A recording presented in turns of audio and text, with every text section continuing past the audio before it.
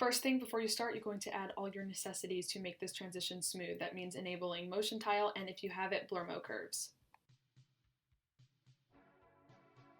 Then after you add all of those, you're going to go to transform in your effects and presets box and add it to both of your clips. And then here I'm just adding blur mo curves because I kind of forgot to do that.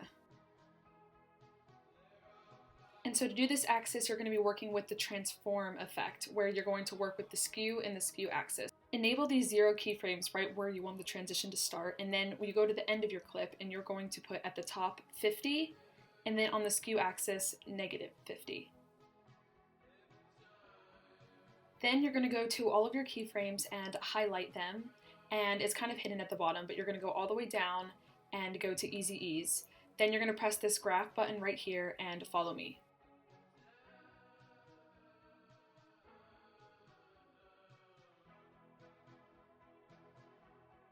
For the second part of the transition, you're going to be doing the opposite keyframes of how you did last time. So -50 instead of positive, and positive instead of negative on the other side.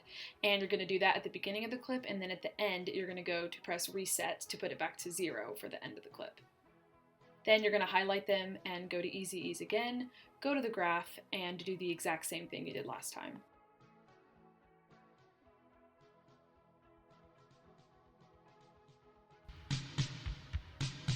For the shape rotation, what you're first going to have to do is duplicate your clips by pressing Command D on your keyboard. Then on the upper left, you're going to go to the shape layer, and I'm just going to do a star for this specific layer, and you're going to add the shape onto the first clip.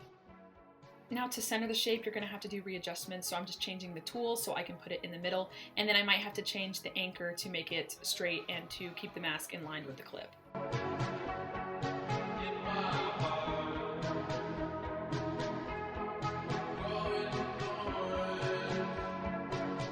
Before actually adding transitions, what I'm going to do is copy the mask and put it on the other clip, so when I do the second part of the rotation, I have the same mask and I don't have to do the star again. So just make sure that you duplicate the second clip first before you add the shape.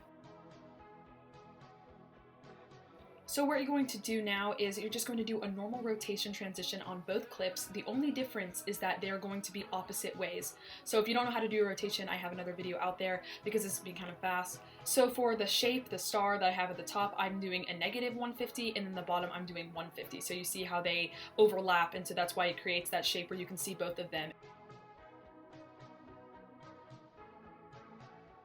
For the second part of the transition, it is literally just like a rotation. It's just you have 2 layers and they're just the opposite. So you just have to pay attention to what you did the first layer. So if you did a negative rotation for the first part of the transition, then the next one will be positive. It's just kind of looking for the opposites of positive and negatives.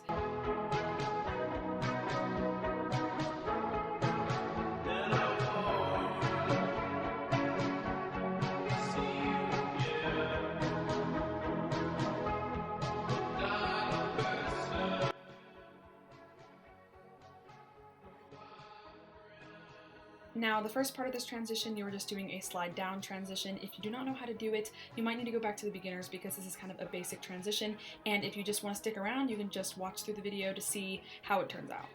Now that you're done the position transition, you're going to venture over to the left side on the lower corner where you see that cube. You're going to click that to enable 3D. And then the cube lower than that, you're going to enable it on both of your clips.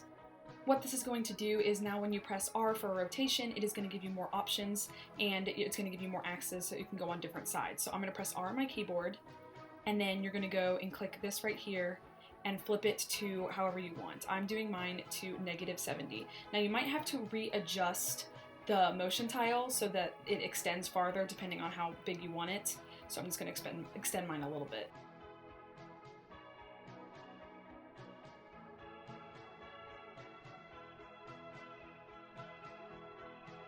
So at this point you should have keyframes that are at 0 towards the beginning, and then at the end of the clip -70 as it is sliding down. So it's going to flip as the clip is going down.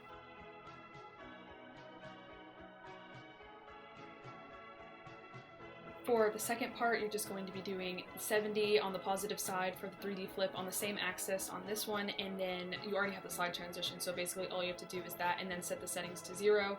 Once again, you might have to extend out your motion tile a little bit farther so it'll fit, and you might have to do some readjustments, but that's basically it.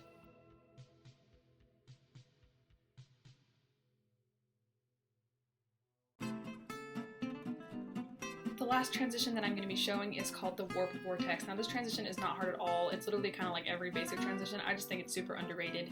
So it actually kind of comes out already in the transition just at 36. So I just usually set a keyframe right there for it and then go back towards like mid clip and put it to 0.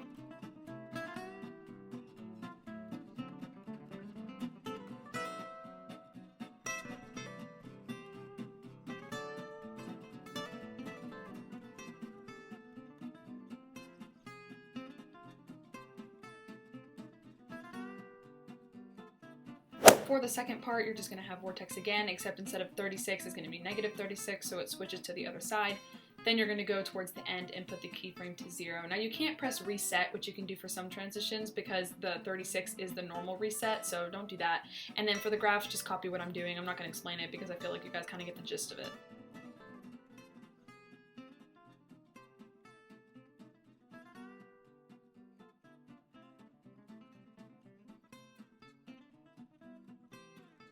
Thank you guys so much for watching this video. If it was confusing at all and you have any questions, please comment them down below and I will try and answer as much as I can. And I will see you guys next time. So, bye!